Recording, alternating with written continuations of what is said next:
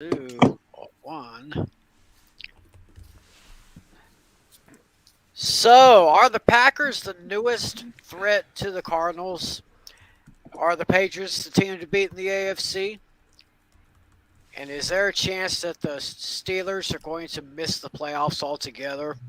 Well, we're going to try to find the answers to those questions and many others as we preview Week 13 in the NFL, as well as our fantasy league. It's time once again for another edition of Fantasy Football Fever, which starts right now. 15 seconds to air. Stand by, all cameras. Ready with slow motion and isolated cameras.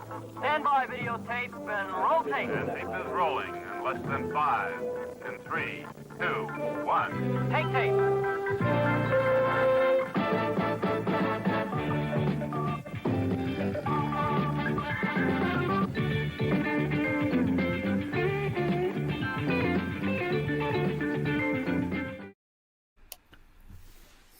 Hey everybody, it's time once again for Fantasy Football Fever. It is Tuesday night, November 30th, 2021. We are just about done with the month of November.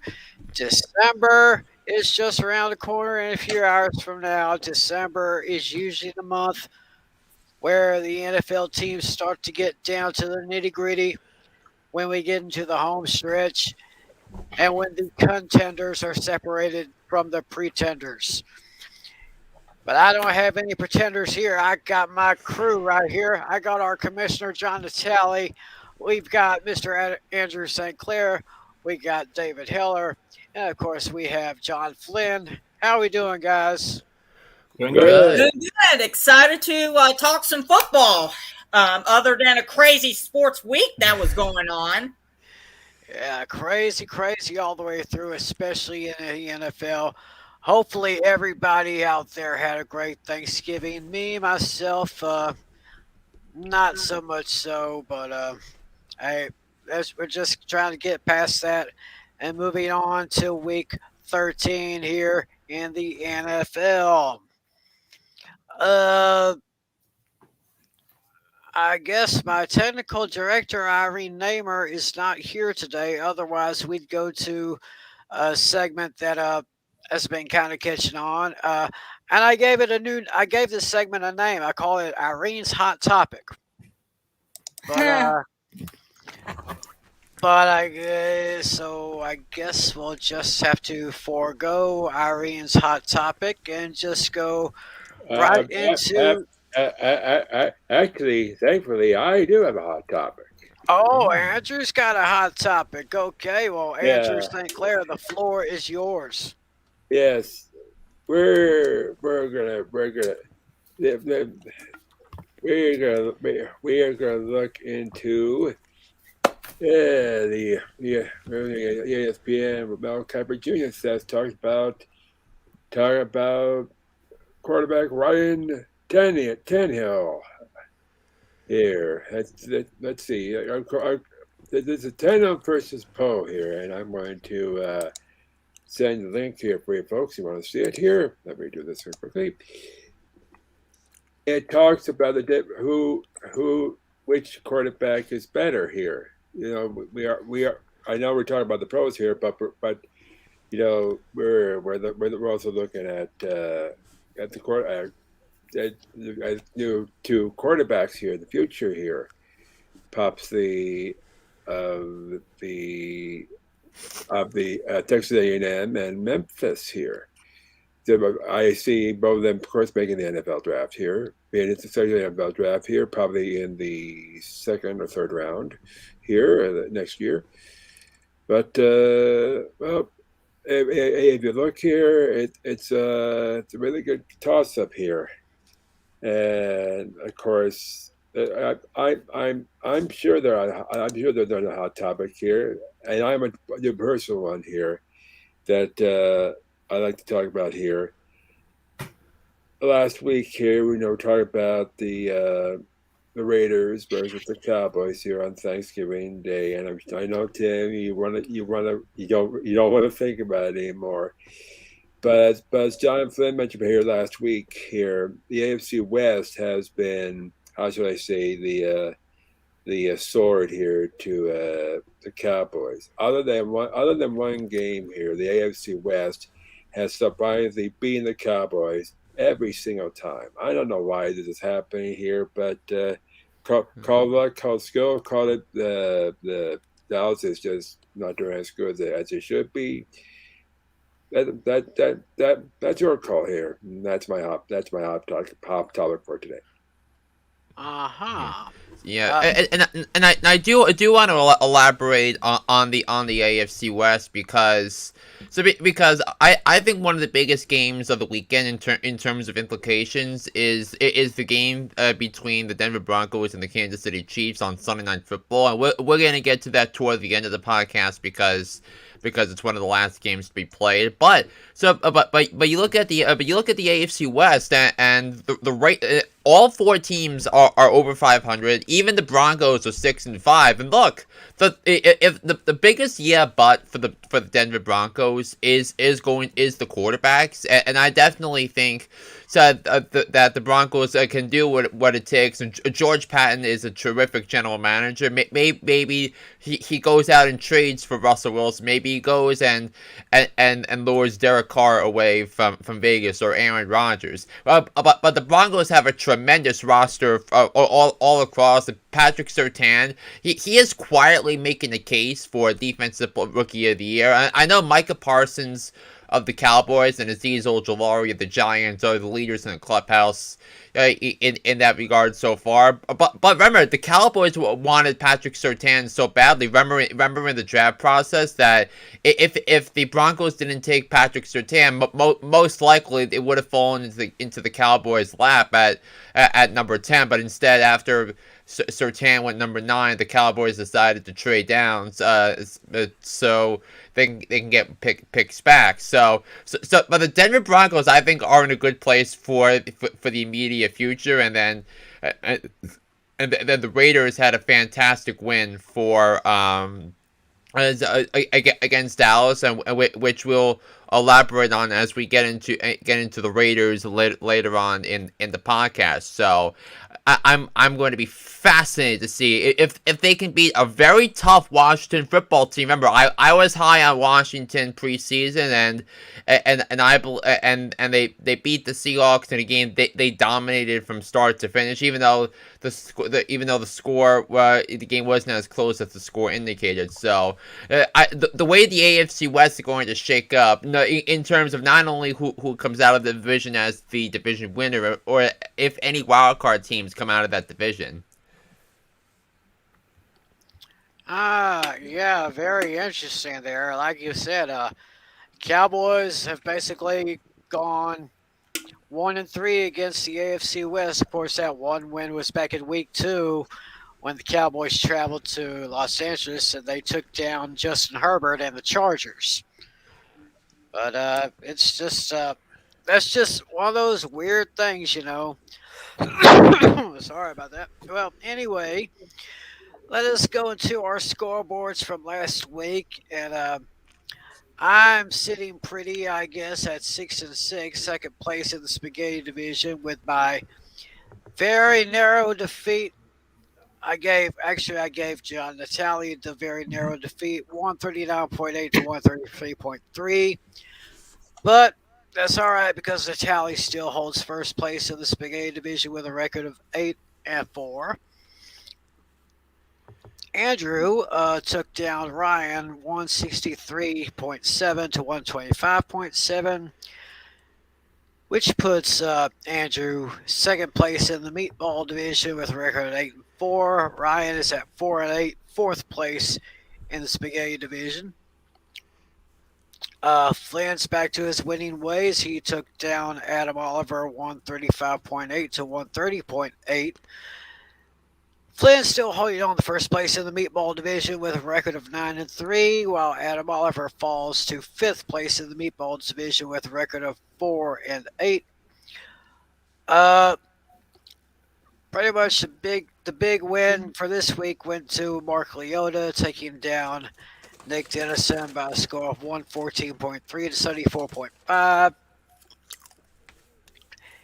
Mark is 4-8, fifth place in the Spaghetti Division. while Nick goes to 5-7, third place in this Big A division. And last but not least, Alex Putnam took down Miss Irene, 122.3 to 102.8, which brings Alex up to 500 record, 6-6, fourth place in the Meatball division, while Irene drops to 6-6, third place in that Meatball division. So as we look ahead now to week 13, I will be facing off against Nick. Right now, my projected score is 128.2, while Nick is projected at 137.1. Natalie will be facing Adam Oliver. Right now, Natalie is projected at 141.6. Adam is projected right now at 130.8. Then we have Mark Leota going up against Ryan Carroll right now. Ryan has a projected total of 132 even, and Mark is projected at 92.3. Andrew will be taking on Alex. Right now, Andrew is at 161.5 projected total to 86.1 for Alex. And Flynn will be taking on Irene. Right now, Irene has the projected edge right now, 121.8 to 117 even. Sorry, something's going in my throat here. Maybe I need a little more Dr. Pepper, but I got some right here. But anyway, that's how our previews for today. But for this week anyway. Right now, looking at the seedings right now, if the playoffs were to begin this week, you'd still have Flynn at number 1, have Natalie at number 2. Number 3 would go to Andrew. Number 4 would go to Irene. I would have the number 5 seed. Alex would have the 6th seed. Nick would be 7th. And Ryan would be 8th. Now, if I'm not mistaken, guys, correct me if I'm wrong, but there are 2 more weeks in our regular season. Correct. Yep, two more weeks. Just 2 more weeks. 2 more weeks, and then the playoffs start. So, Flynn just needs 1 win to catch the number 1 seed to clinch it. Playoffs? Don't talk about playoffs. So I mean, on our page that there are 5 teams that have already clinched playoff spots. So I know Natalie is in, Andrew's in, Tim's in, I'm in, Irene is already in. So it's down to the rest of the league for the final 3 spots. Yeah, somehow Irene beats you this coming week here, John, and I beat Alex here. You're looking at the new number 1 seed. Yeah, and Alex came out of nowhere. He went from the bottom of the barrel to near the playoffs. What is it? Putnam's now 6-6, Yeah, he came out of nowhere. Mm-hmm. Yeah. So, but what did he start with? I mean, wow, he started 0-4, and. Mm-hmm. But I mean 8 of the 10 teams make it, so all he needed was a little push, and then he wound himself back into contention. But I think a win against either Andrew or Nick next week will secure the number 1 seed. Not the number 1 seed, a playoff berth for him. That I know I play Irene this week, and then I play Ricky next week. Yeah, Adam and Mark basically have a must-win situation. Yep. So we'll just see what happens as we move along. There's 3 weeks, including this week. So right now there's 3 weeks left in our season, and we're getting down to the nitty-gritty. So let's say we begin our picks and predictions for week 13 in the NFL. And I should let everybody know that there are 4 teams that are on the bye this week. Yep. Those teams are the Cleveland Browns, the Green Bay Packers, Tennessee Titans, and the Carolina Panthers. So for all y'all playing fantasy football out there, be sure to bench or drop anybody who plays that's on your team who plays for the Browns, the Packers, the Titans, or the Panthers. And of course, the bye week couldn't come at a better time for the Panthers. We heard the story again. File this under stop me if you've heard this one before. Am I right or am I right? Once again, Run CMC is out for the season. I mean, he is one talented running back, but he just can't stay healthy. Yeah, and his $64 million contract extension kicks in starting next year. Oh boy. Yeah. My thoughts exactly. And the Tennessee Titans, I think Henry's still out for the season. No, he hasn't been ruled out for the rest of the season. But Okay. I left him in my IR spot just in case. I have Derrick Henry in our other league. I'm the one with Nels and in Nels' league. So. Yeah, of course. What's up, Dave? Well, it's my hope that Derrick Henry can make a comeback because he is a talented running back. Yeah. I mean, and hopefully he'll be back. But if I'm in fantasy championships in week 17, then hopefully he'll be back. He'll be back then. Yeah, that's why I left that IR there for a reason. Green Bay is still Green Bay. Yeah, I'll make an argument they're the best team in the NFC, Tim. You know what? I would tend to agree. If I was Kyler Murray and the Arizona Cardinals, I'd be watching my back. Remember, the Packers have the tiebreakers over Arizona because of the Week 8 head-to-head victory. That's right. That's right. That is true. I said on my podcast 2 weeks ago that things are slowly beginning to come into force for the Packers, and the story is beginning to line up for Aaron Rodgers and the Packers. Yep. It seems like almost all the planets are in perfect alignment again. I picked the Packers to win the Super Bowl, so it could still happen. Oh yeah. They were my Super Bowl prediction earlier. Right. And Cleveland Browns, they're on the bye, but can they still be a contender? Not with Baker Mayfield as their starting quarterback. And when I picked the Cleveland Browns to go to the AFC Championship game preseason, the biggest but was the quarterback position. And the Baker Mayfield's not a championship caliber quarterback, and which is a sad thing because.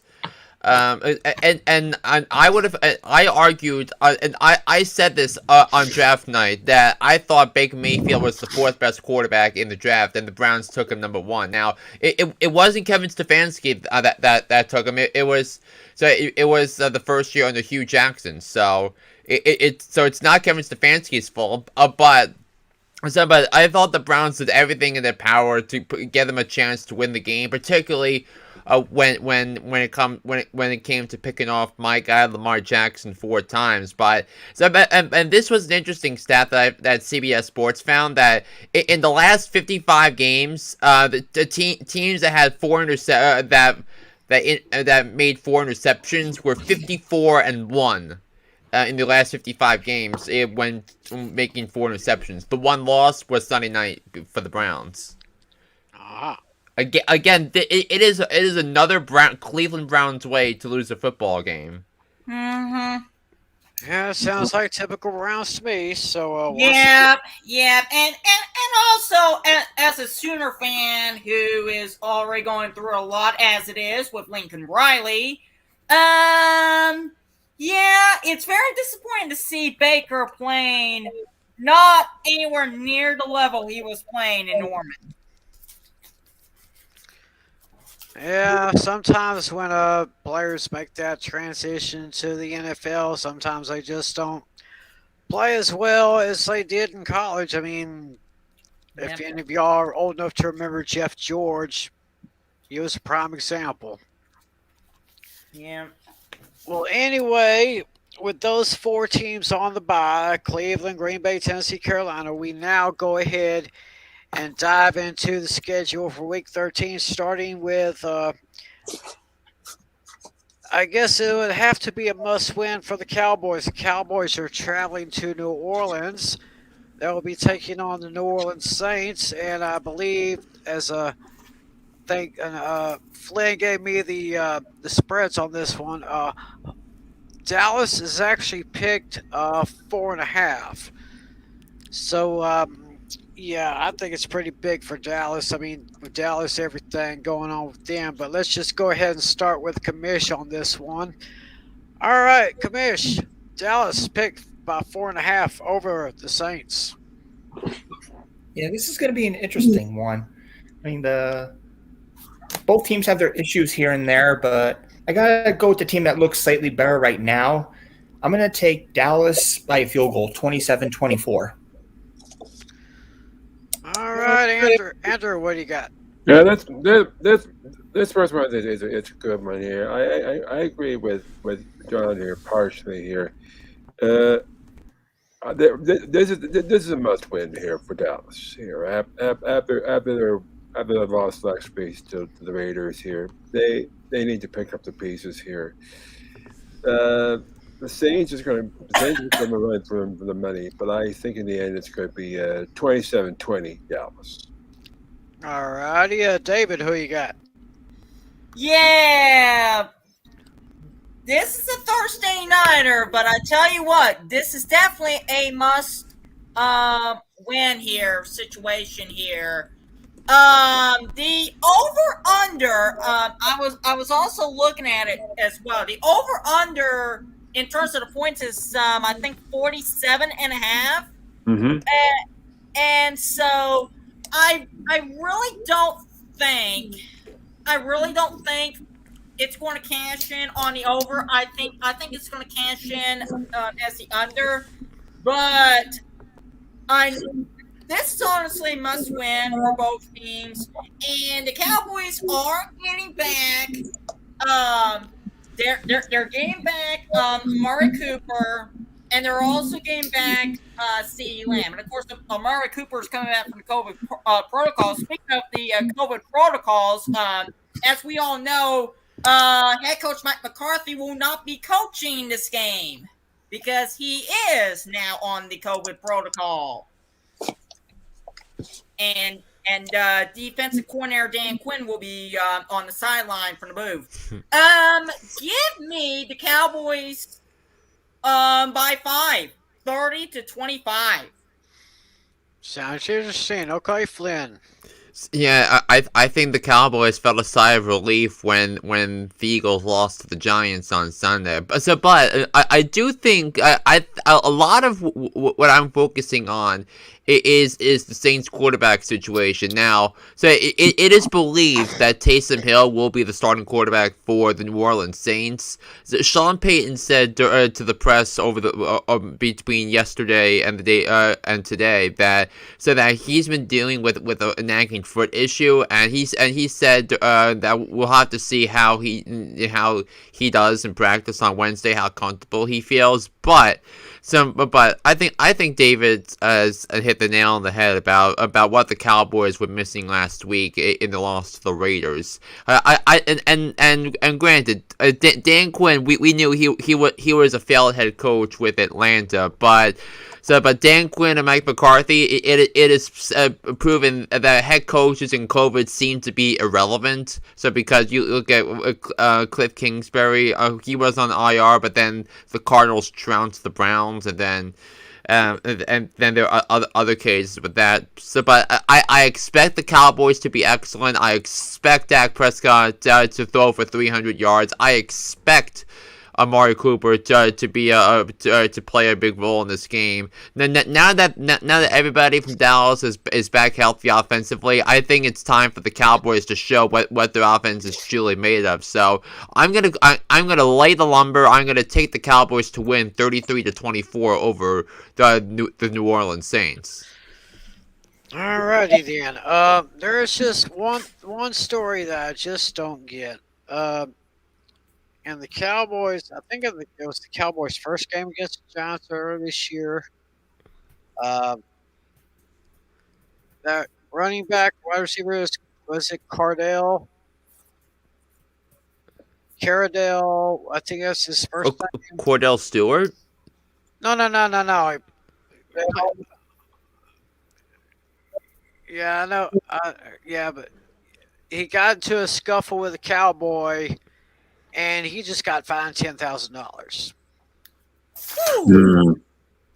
Yeah, that was back then. But Tristan Hill gets suspended 2 games for that scuffle with that Raider player. I don't get that. Crazy. I don't get that. I mean, it's like the same thing to me. I mean, what I'm starting to think is that these referees are anti-Cowboys. It's that you can say the refs are anti everybody. Given how awful the refs were in last night's game. Yeah. Flynn Some of those, there was a couple of questionable calls. And I think there was an interference call that was not made that should have. But that was Thursday. We're going on to New Orleans. Cowboys, looks like they will get Amari Cooper and CeeDee Lamb back, which is a huge plus for the offense. But, of course, Tristan Hill now has to serve his 2-game suspension for that scuffle on Thanksgiving Day. And not sure if Randy Gregory's ready to come back. I'm hoping that DeMarcus Lawrence gets back. He's been gone pretty much all season. But I still got to hope for the Cowboys. Looks like Alvin Kamara is still injured. And but I'm going to go with the Cowboys here. I'm taking the Cowboys to win 30-23. And hopefully everything will get better and better. And get well soon, Coach McCarthy. Get well soon. Yeah, and basically not just Coach McCarthy, but pretty much just about the whole Cowboys coaching staff, except for a couple of coordinators, plus Dan Quinn. Right. All of them on the COVID protocol. I just hope that Dan Quinn will be able to coach the Cowboys better than he coached all of Atlanta those years. Well, I mean, the Falcons didn't give him any players because their drafts were terrible, and Dan Quinn couldn't maximize the talents. That's why he could. That's why he was let go. Yeah, very good point, Flynn. All right, now we're going to go to the Sunday matchups, starting with what could be a blowout game: the Tampa Bay Buccaneers against the Atlanta Falcons, and they will, of course, be playing in Atlanta. And we have the Buccaneers picked as 11-point favorites. So, Natalie, do you see this one the way I do? A blowout? I wouldn't go that far. I mean, it's still going to be a pretty decent game. I see a 2-score game though. The Bucs are clearly the better team, 30-20. All right, 30-20. Andrew, what do you say? This one is going to be snoozer partially. First of all, because we know who Irene loves. Oh yes. We Come on, bring it. Yeah, we gotta find it. There we go. Oh, all right, there it is. Hating from the sideline, a flag on the play, like Julio with them. Thank you. Yes, I know. Thanks for reminding me. Anytime. The second week I've had to remind you about that. Tampa Bay is just going to just destroy Atlanta. I know I live near. I know I live near Atlanta, and the Falcons stink. They stink. Give me the Bucks by 17, 24-7, and I'm making this my lock of the week. Oh, so we have our first lock right here. Andrew is locking up the Bucks. Lock up the Bucks, would you? There we go. David, what do you say? Yeah, I'm probably gonna go with the commish on that one too. I think the 11 points is too much. I really don't think the Falcons are as bad per se as what Vegas thinks. I mean the Falcons are a pretty terrible team. I'm not saying the Falcons are a decent team. They are a pretty horrible team. Give me the Buccaneers to win, and I'm going to say they win by 10. Give me the Buccaneers to win 27-17 over Atlanta. All righty then, Flynn. But the thing about this, the Falcons are 5-6, and they're tied for the final wild card spot with Washington, Minnesota, with Washington and Minnesota. So so obviously the season's not over yet for the Atlanta Falcons, but I'm gonna because I don't feel comfortable with the 11, mainly because it's a game in division, and the Falcons always seem to play Tampa tough. But so I think Matt Ryan's gonna do enough to keep them in the game, but I'm gonna take Tampa to win though, 31-24, because I think the -11 says more about Tampa than it does about the Atlanta Falcons. And by the way, that was a tremendous victory for the Bucks on Sunday. They were down 14 points in the first half, and they found a way to win the game. I think that speaks volumes about how the Buccaneers are. Yeah, I would say the Flynn point so. to add further. I would say maybe a 7-point spread would probably be a bit more reasonable. Maybe a little bit below that would be a lot more reasonable. But if the line was -7, then I would have said this was the toughest game of the week to pick in terms of the spread. But I think, but again, it could be different. But I don't trust the spread because it's a game in the division. Yeah. On your pick, Tim. Yeah, I'm going to go ahead and take the Bucks on this one. Atlanta is not the worst team in the whole league, but they sometimes play like they do. Give me the Buccaneers convincingly, 41-17 over those dirty birds. And before we move on, we have a fantasy question from a viewer, Alex McBuckets. Interesting. Would you trade Saquon Barkley and Michael Gallup for Austin Eckler? I guess he's in a full PPR league. Of course you trade him, and if you're the guy that has Austin Eckler, of course you would check that trade. Yes. Of course you would check that trade if you have Austin Eckler.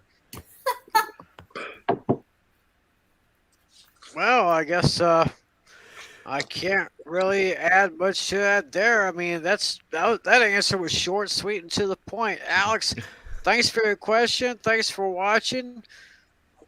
So hopefully you'll be able to make that trade down the line. Yeah, and if you guys have any fantasy questions for us as we make our picks, most certainly leave them in the comments section.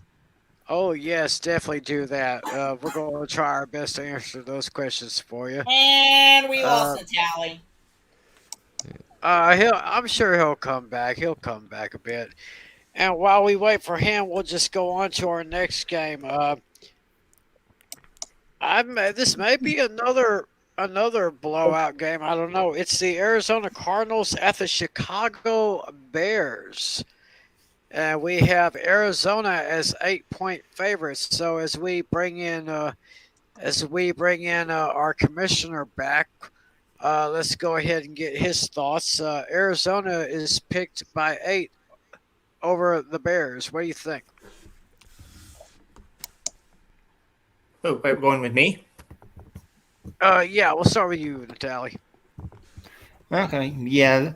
With basically a 99% chance that Kyler Murray and DeAndre Hopkins coming back, that's just going to be too overwhelming for the Bears. So I got to take the Cardinals in this one, 31-20. All righty then. Andrew. I'm up for this one. It looks like about the 10. I think it's okay. The Cardinals right now are just overpowering every team right now in the division here. They have no problem here with Chicago. Give me the Cardinals here by. Let's make it by 11. 21-10. All right, sounds interesting. Okay, David. Who you got in this one? Let's see. What game are we picking here? Arizona at Chicago. Yeah, sorry about that. I'm just checking Irene's messages. Oh, because she's been bugging me. But anyway, 7.5 points. We're talking about a Cardinals team that's leading the NFC West versus a Bears team that probably should fire Matt Nagy, even though they did beat the winless Lions. I probably don't trust the 7.5 point spread any better than I do the 11-point spread. Give me the Cardinals though to win by 10 points. 35-25 Arizona. alrighty then. Flynn, who you got? Yeah, if the Bears play the way they did against the Lions on Thanksgiving, they have a 0% chance of winning that game. And Matt Nagy can't coach his way out of a paper bag, and we've all been ahead of the curve that Matt Nagy shouldn't have a job. He's been out of touch with reality ever since he became the coach. He's terrible in game. He's terrible with the with the quarterbacks. He's terrible with the culture. The Chicago Bears are an absolute joke. I'm going to take the Cardinals to win this game 28-13 over the Chicago Bears. But yeah, you might think it's my lock of the week. It's not. So there are other games that have bigger than this. So Tim, back to you. Yeah, stay tuned for Flynn's lock of the week coming up here in a little bit. I say Chicago is going to try to make it close, but I think Arizona's going to pull away. Give me the Cardinals to win by a score of 33-20. I'll be a little bit generous to the Bears this week, but not always that generous to Coach Nagy and those guys. So give me the Cardinals to win 33-20. And now we go to Cincinnati, where the Bengals are going to be hosting the Los Angeles Chargers. And we have Cincinnati as 3-point favorites in this game. So, Natalie, who you got in this one? This one was actually one of the harder ones for me to decide. Because the Chargers and the Bengals are both kind of on a roll right now. This one is all going to come down to who has the better offense in the end, and because I think teams are covering Jamar Chase a lot better now, I think that's going to hold him back. So give me the Chargers to win by a field goal, 23-20. All right, then, Andrew. I'm a partially agree here with Tally. Both teams they need something here. By the way, here the draft line says 3.5 according to DraftKings. I really think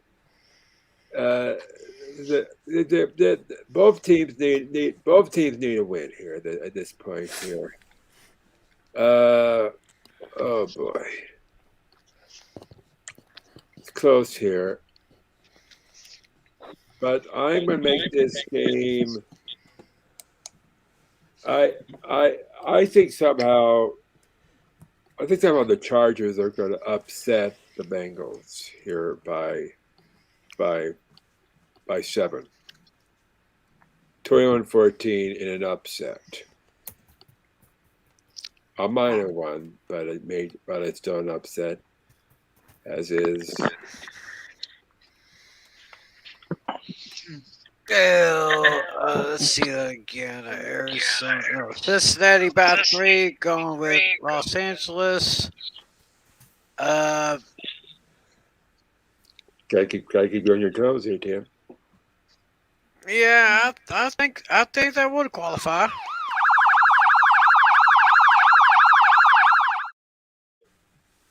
And also this was my last pick to make. I'll do the rest tomorrow. I gotta get some sleep, so I'll see you all tomorrow. I'll see you folks here another time. Come on. All right, later. Thank you, Andrew. Thank you, buddy. So let's go to David with the Chargers and the Bengals. Yeah. This is definitely a rather good matchup here.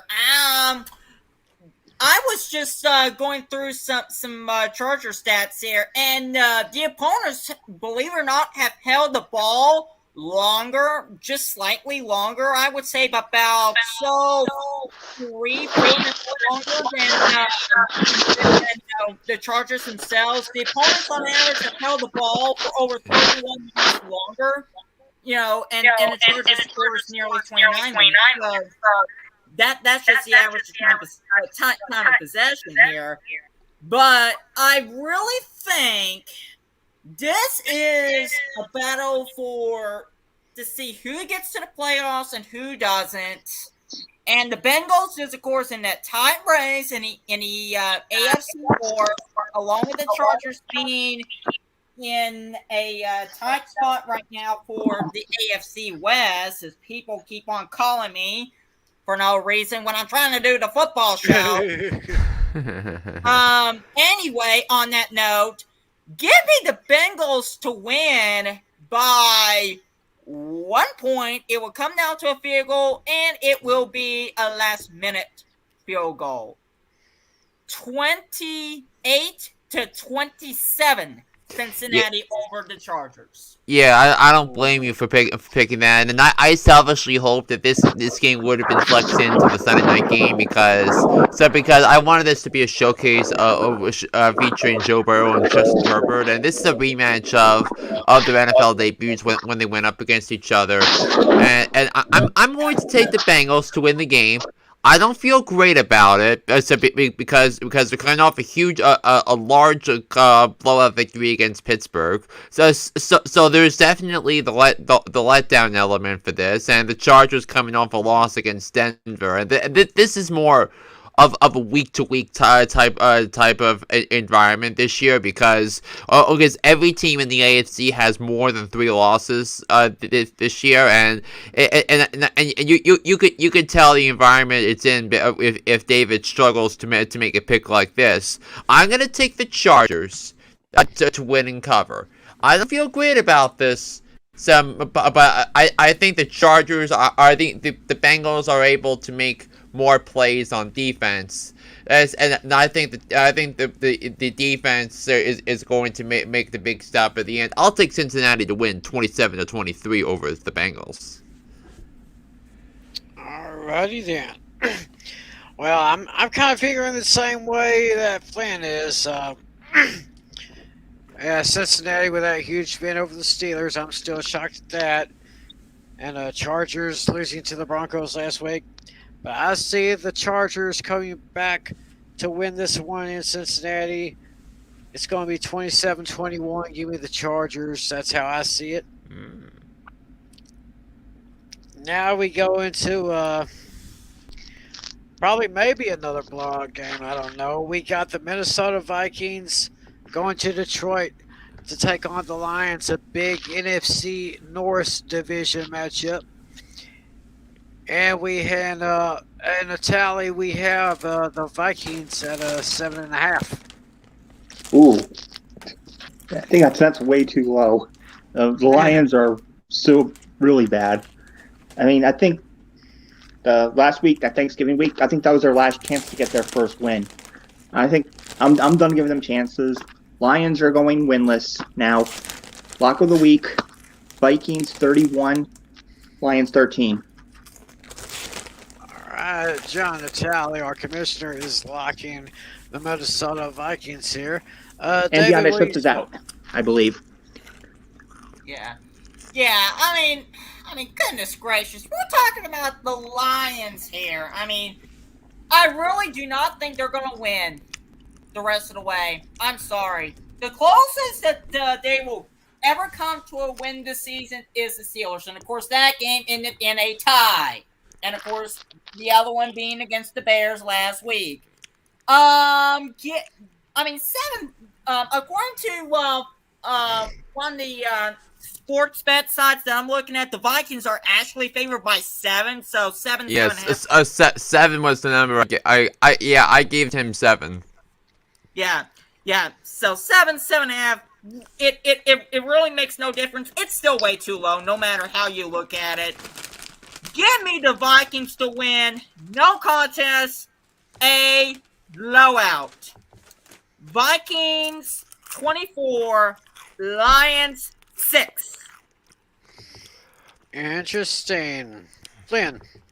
Yeah, and the Lions have lost each of the last the Lions' point differential the last 3 games since their bye week has been -3 and -5 in their 3 games. So I think it's going to be a lot closer than people think, because mainly because it's in the division and Dan Campbell has his guys playing really tough football. But then again, it's the Vikings. The Vikings are a team that's desperate for a win after losing to San Francisco. So, but I'm going to grab the points with Detroit. I'm going to take the Vikings to win 31-27. It's actually going to be a competitive game.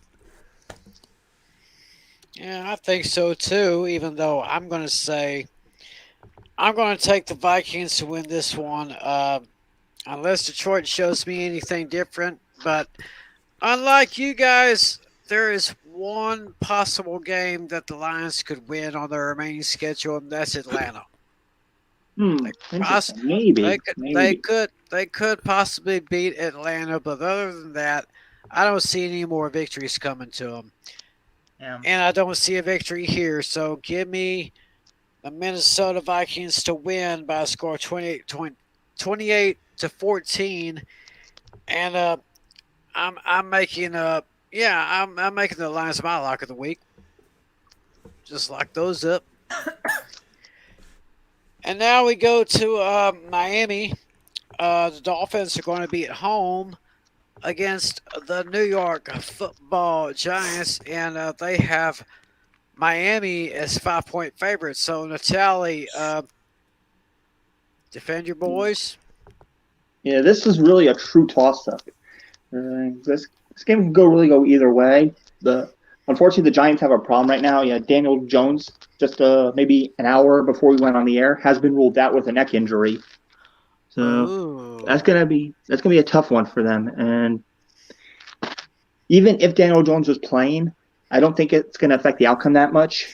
I see it being a super squeaker, true toss-up, but I'm gonna take the Dolphins by a single point, 23-22. Oh, okay, David. Yeah, that's a good point about Daniel Jones, which, honestly, the way we've seen Daniel Jones play, he shouldn't be out there on the field anyway. Simply put, too many turnovers. Simply put. Give me... I'm going to say the Dolphins wins this one by 10 points. 30. Upset special. I'm taking my New York Football Giants. Your New York Football Giants.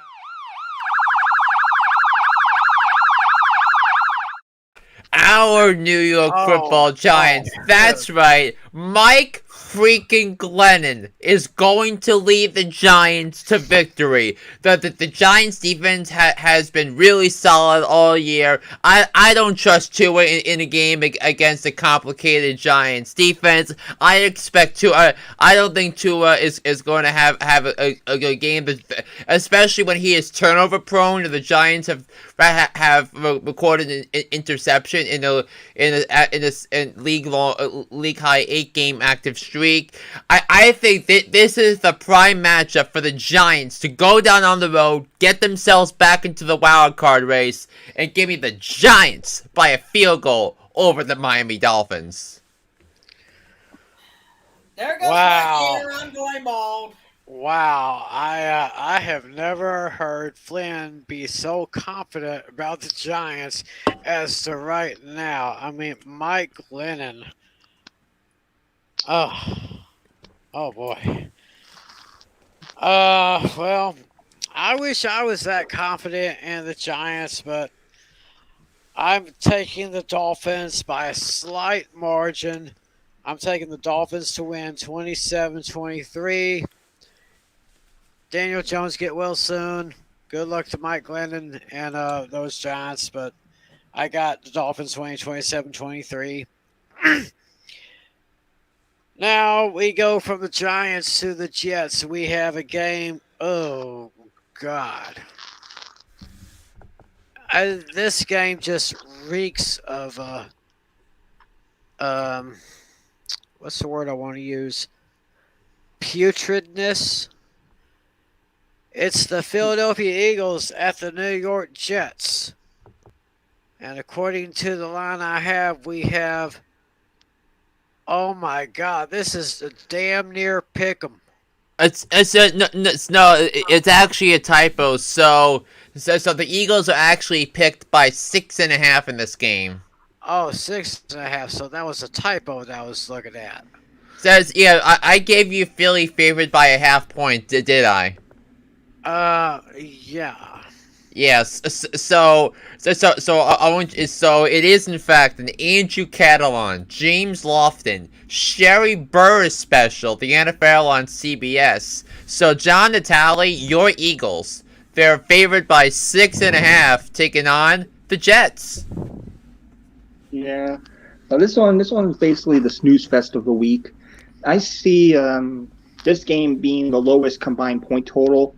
Jalen Hurts, ironically, Hurts is hurt, so even if he plays, he's going to be very limited. But however, they're still a teeny tiny bit better than the Jets. Give me the Eagles in a snooze fest, 14-10. All right, David. Okay, let's see. We're talking about the Eagles and the Jets. Yeah. 6.5. Oh my gosh. Come on, Vegas. Really with these propositions. My goodness gracious. Give me the Eagles to win by 10. And I'm gonna say 20-10 Eagles. All right, Flynn. Yeah, I'm taking the Eagles to win and cover too. There's possibly no way the Eagles can go into MetLife Stadium against to play the Giants and the Jets, two of the bottom franchises in the league, and lose to them in consecutive weeks. Is that because I mean Nick Sirianni? So and Natal was watching the game with me on Sunday. So would you agree that Nick Sirianni's play calling was horrendous, particularly in the red zone? I think where the Eagles lost the game to me was in the first half. At the end of the first half, the Eagles had first and goal inside the Giants' 5-yard line, and then they try to run it twice, and then Hurts throws the interception to Darnay Holmes to end the first half. I thought that was where the Eagles lost the game because they had a realistic opportunity to cash in 7 and put the Giants on their heels, but I digress. The Giants might not be as good as other teams. The Jets are worse. Eagles 31, Jets 21. Tim. And I'm just going to go. I agree with what Natalie said. This will be a very low-scoring game. Give me the Chickens to win over those Jets, 13-10. I ain't touching that one anymore. Now we could have a team that's been struggling recently versus a team that's pretty much been struggling all year long. We got the Indianapolis Colts going to Houston to take on the Houston Texans. And Indianapolis is 9-point favorite. So, Tally, this is a very ugly AFC South matchup. What do you say? Yeah, I would agree with that. However, I think the decision for this game is still pretty easy. I mean, the Colts have the far better offense, the far better defense. Jonathan Taylor is the number 1 back for a reason. So give me the Colts 28-12. All right, Dave. All right, you might want to get the lock of the week graphics ready here, because I am making Colts Texans the lock of the week. I am going to lock in the Texans at +8. I'm giving the Texans the points to cover, but the overall game I'm giving it to the Colts, and they'll win by exactly 8 points, 28-20. All right, so David is locking up the Colts. Flynn. Yeah, I'm taking the Colts to winning cover. I think that this is such a mismatch that favors the Colts. I think Jonathan Taylor is going to run all over that defense. I think that the Colts offensive line is going to dominate this game, and the Texans don't have many dudes on that defense, and you can talk about David Culley trying to coach up the team, but I think David Culley is going to be out of a job at the end of the year, so I'm going to take the Colts to win 24-7. 24-7. Yeah, that's a pretty big one out there. Yeah, and by the way, Tim, real quick, I meant to say I'm locking in locking in as Texans +9 as in covering the 9-point spread, but I have the Colts winning overall. I got you. And I got the Colts winning overall this matchup. Yeah, this is a mismatch, and I guess you could say this is my double up game. I have the Colts winning by a score 28-14. So, say they'll double up on those Texans. Now we go to the late Sunday afternoon games. The Washington football team going to Las Vegas, taking on the Raiders. And we see the Raiders are picked by 2.5. So, Natalie, what we got here? Yeah, this one could kind of go either way. I mean, the Raiders are going to have a little bit of problem on offense right now because Darren Waller, he's listed as doubtful. However, Hunter Renfrow, he's having a breakout year. Washington's defense is playing worse than anticipated. So by those two reasons, Hunter Renfrow, bad defense, I'm taking the Raiders in this one, but it's going to be pretty close. I'll just say 27-19. Interesting score, 27-19, going with Las Vegas on this one. David. This one is probably one of the toughest picks of the week. I'm telling you right now. Just watching the Washington football team play on Monday night last night, and even a little bit when they were playing against the Carolina Panthers, Taylor Heinicke looks really, really good. I'm just telling you right now, he looks good. honestly, this is a tough one. And I am not going to call it an upset special. I'm going to save it for Ravens Steelers when we get to that pick. I'm going to save it for that. Ooh. All right. Give me the Raiders. Again, I'm going to say give me Washington to cover the 2.5 point spread, but Vegas wins overall. Give me the Raiders by 3, 30-27 overtime. Did I hear someone say the upset special graphic? Tim, get that up, please. Upset special. No way. No friggin' way. Get that up because the team with the better head coach and the better defense and the better offensive line. I love Washington in this game. I don't trust the Raiders. This is the classic letdown situation after going to Dallas and beating the Cowboys.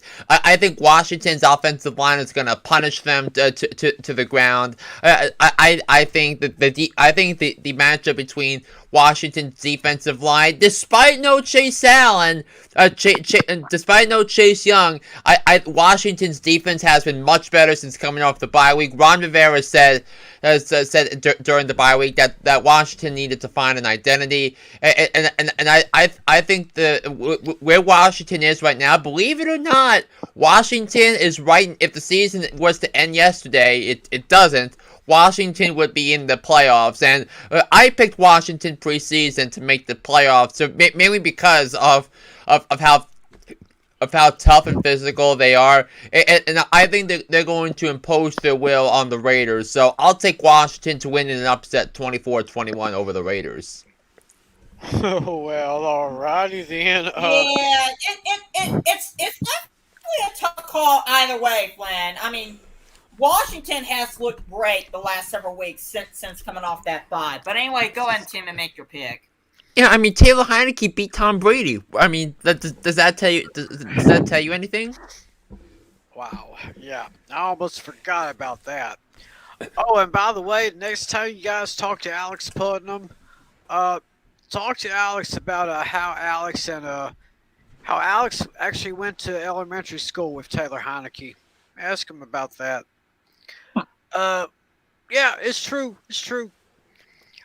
Anyway, my pick here, I actually thought that the no-name defense, the defense for the no-names, I thought they were going to be just as good as they were last year, but it has just been a huge, huge disappointment. But it seems that the offense for the no-names seems to be getting pretty good. But I think Las Vegas, after a huge overtime victory on Thanksgiving against the Cowboys, I see them riding on this one. It's going to be a close game, but I'm going to take the Raiders to beat the no-names by a score of 24-20. Now we have it seems like this one will probably be another no-brainer. We got the Jacksonville Jaguars going up against the Los Angeles Rams. And, wow, the Rams are picked by 13. 13 points is the favorite for the Rams, Natalie. Yeah, I mean, I think that might be a little high, but I wouldn't be surprised if that actually happens, or the Rams win even by even more than that. The Rams do have a better offense, even if Darrell Henderson doesn't play. I know he has an injury. However, yeah, Cooper Kupp is an excellent wide receiver, and somehow Josh Reynolds got hot out of nowhere. So, yeah, I got to take the Rams in this one. I'll just go. I'll go another obscure score here. I'll go 20-11. So that's your double up score. Mm-hmm. Almost. 22-11 is a double up.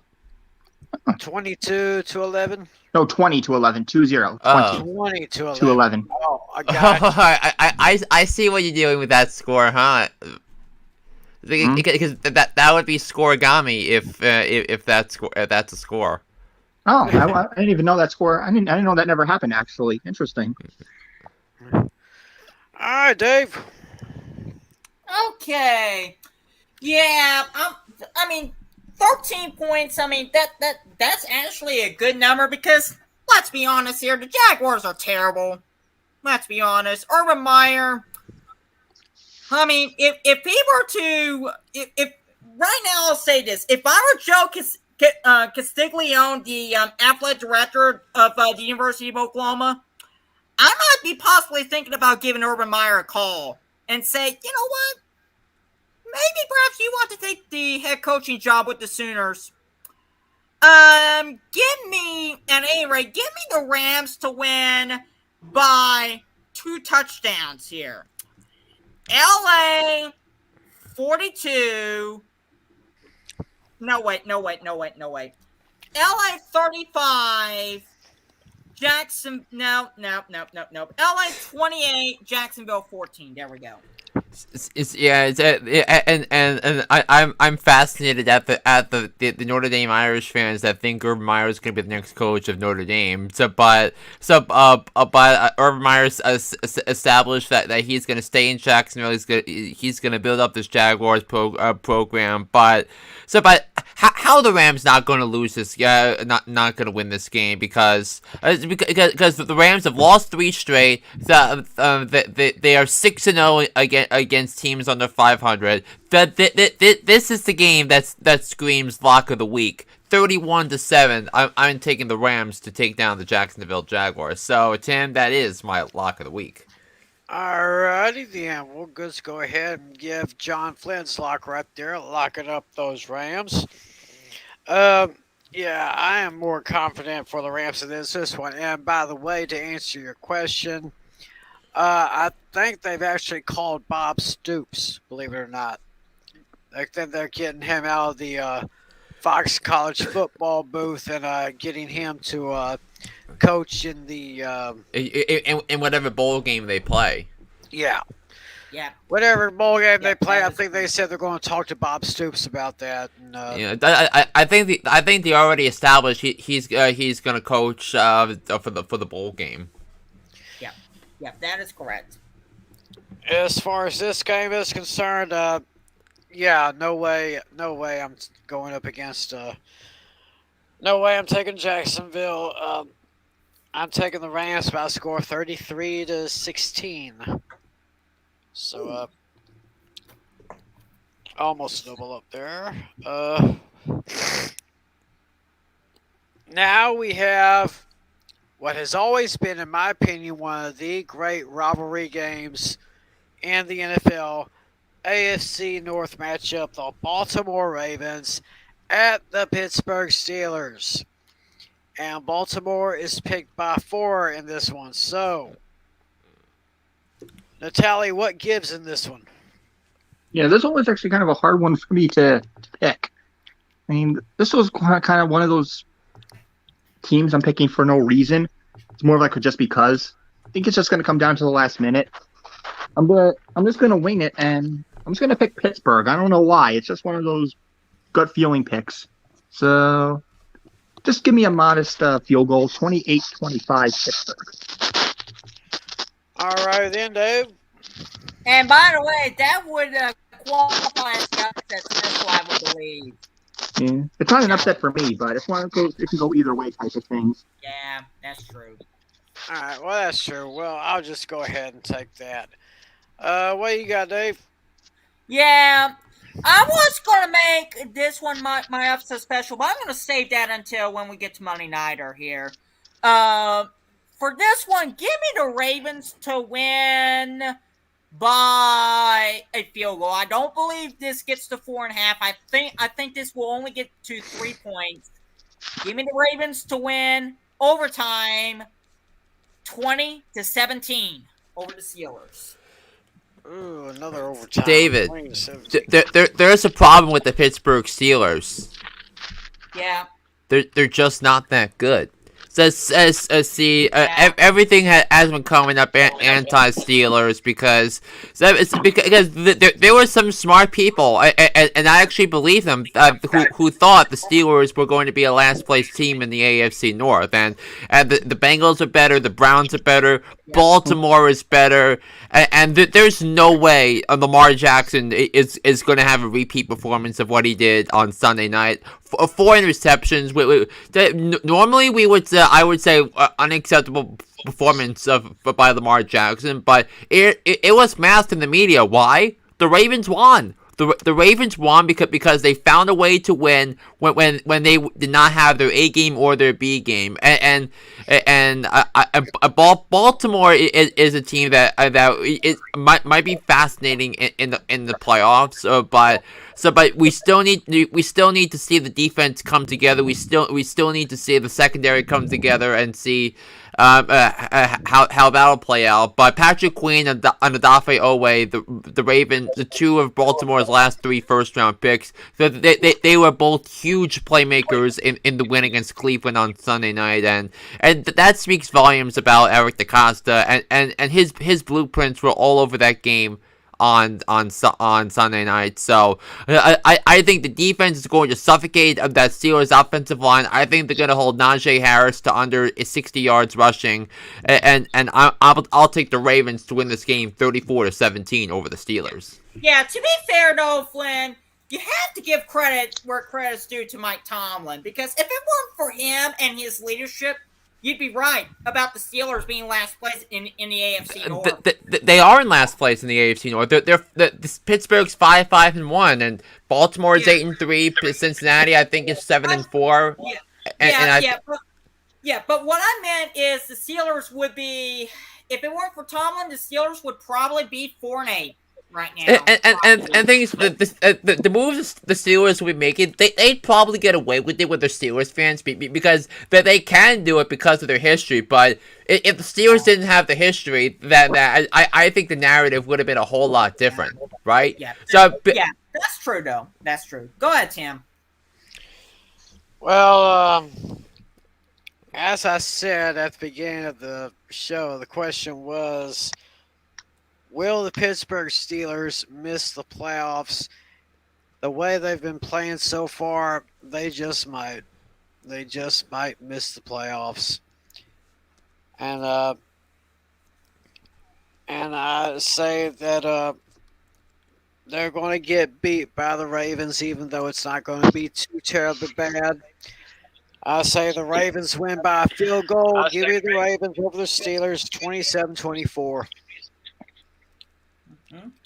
Now, these last 3 games on Sunday have these are very interesting division matchups right here. We just talked about the Ravens and the Steelers. Now we go to a big matchup in the NFC West, the 49ers at the Seahawks. This has always been an interesting battle right here. And right now the Seahawks are picked by 3.5. So the tally, what do you got? Yeah, this is going to be a very interesting game. I don't know what happened to the Seahawks. They just completely fell apart this season.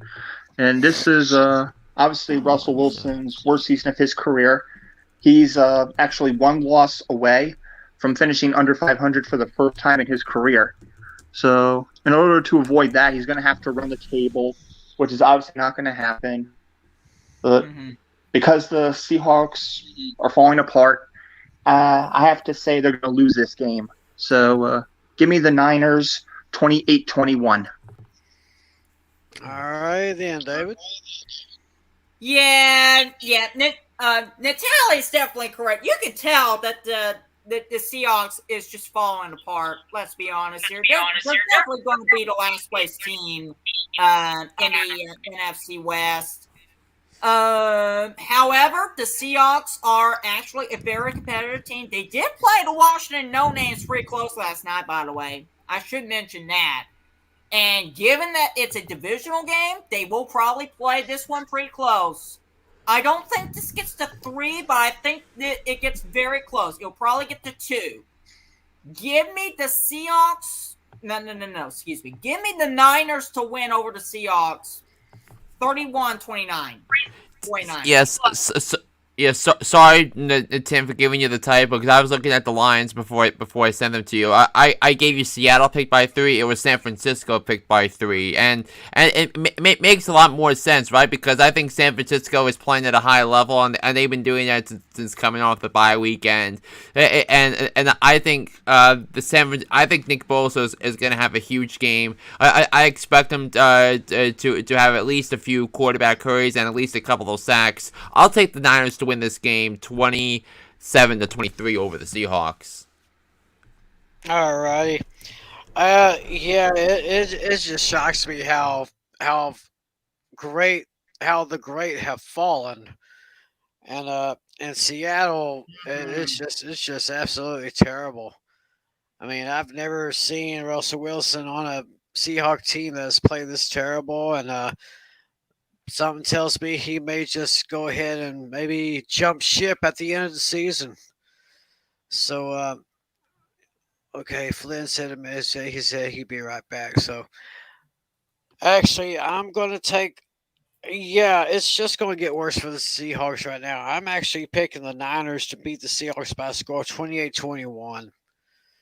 That's how I see it right here. Now we have the third straight division matchup. Always a great matchup in the AFC West.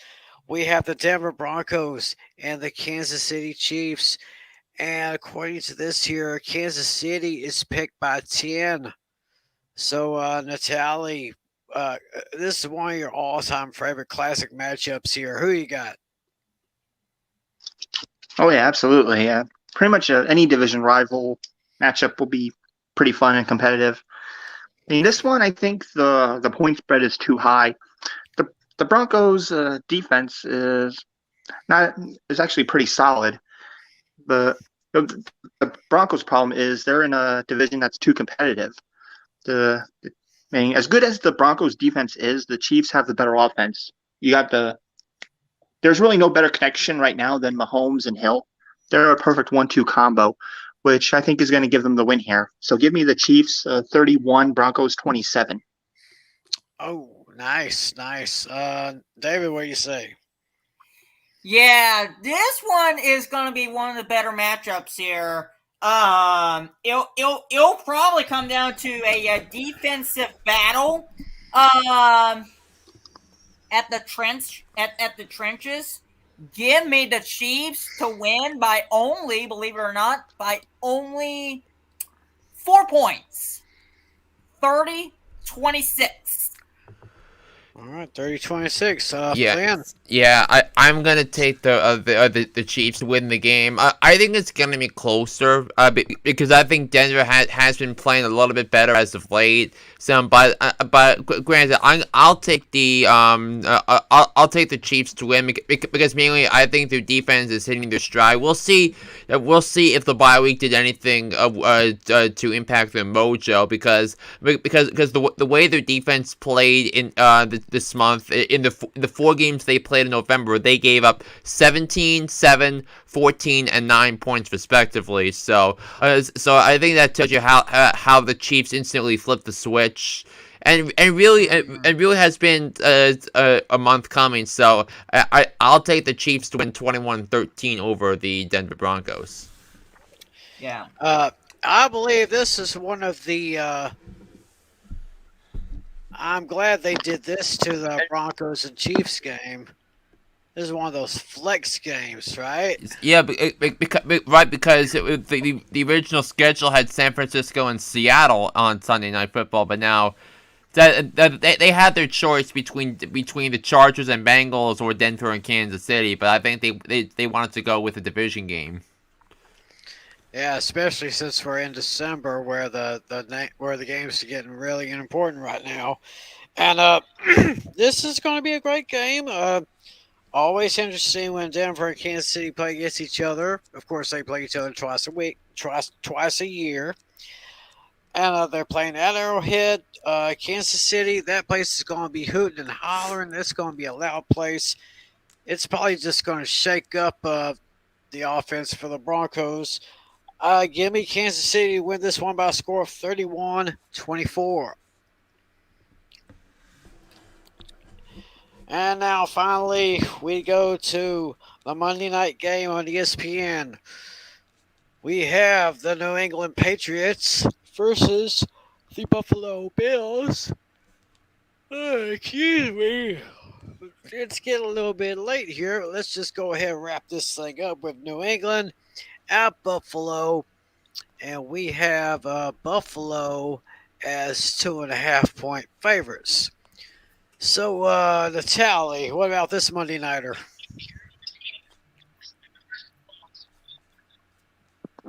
Ooh.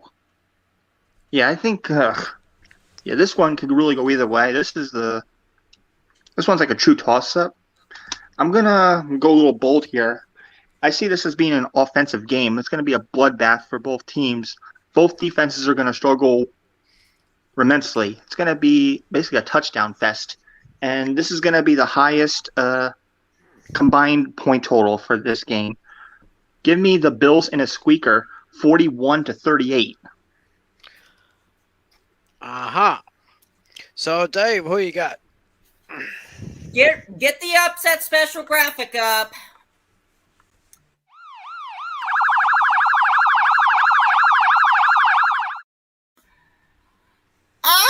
I also agree with Natalie. It's going to be an offensive battle here, but I also think by the same token, Bill Belichick's defensive genius is definitely going to come through in the end. Give me the Patriots to win this one by 4 points. 39-35 over Buffalo. All righty then, Flynn, what you got? Yeah, I think this is going to be a terrific game, and I think that this is going to be probably the biggest event of the weekend in the NFL. The two hated rivals, a Monday night game, and now that this is a great opportunity for the Bills and the incredible diehard fans in lovely Western New York to show up and make an impact on this game. I'm going to take the Bills. Josh Allen, I think, is going to lead a game-winning drive in the final 10 minutes of the game. What I think is going to be a tremendous game and a tremendous event. And this is everything for the Buffalo Bills because you look at what the Bills have a game in Tampa in 2 weeks, so they need to win this game. And given how the Patriots have been playing, they've won 6 straight. They've outscored their opponents 211-63 during the 6-game winning streak. So and here's another thing, Tim, that the Patriots and the Bills have the 2 highest point differentials in the NFL going into this game. The Patriots at plus 146 and the Bills at plus 144. So these two teams have been playing at a high level. But I'll take the home team here. I think that the crowd is going to be a huge factor in this game. So I'll take the Bills 24-20 over the Patriots. All righty then. I got nothing but love for Josh Allen.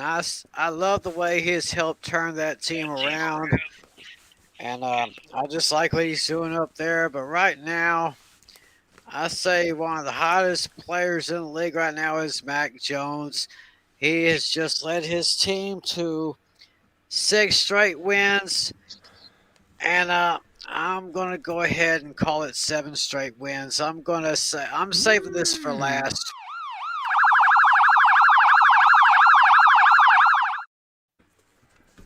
This is my upset special of the week. Give me the Patriots to win their 7th game in a row. Although it's going to be extremely close, it's going to be a shootout.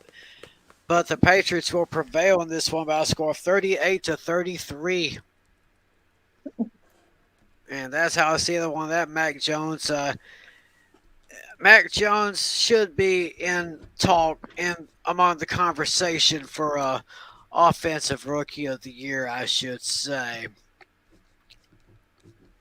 And I guess with that, that's pretty much the schedule right there. And that's pretty much going to put a bow on this episode of Fantasy Football Fever. Always have a pleasure with being with these guys. Y'all don't forget, go to the description area and click on one of those 3 links so you can listen to Hooked on Sports with John Flynn. He's got 2 podcasts during the NFL season. One is straight NFL, and the other is basically the other sports in particular. And I'm sure he's got a lot to talk about this week. Yeah, if there was a week to talk sports, particularly college football and Major League Baseball, this is the week to do it. Yeah, so y'all be sure to listen. Y'all be sure to listen. Yep, and of course, my new podcast called the David Heller Podcast. It will be released either this week or 1 week from today. And yes, we will definitely be talking about the lockout potential. Just before showtime, I was looking over the notes, and boy, those negotiations are not looking too good. They're still talking in Dallas right now, but it's not looking good. It's not looking good. Sounds like Bachelor drama. Yes, it does. Yes, it does.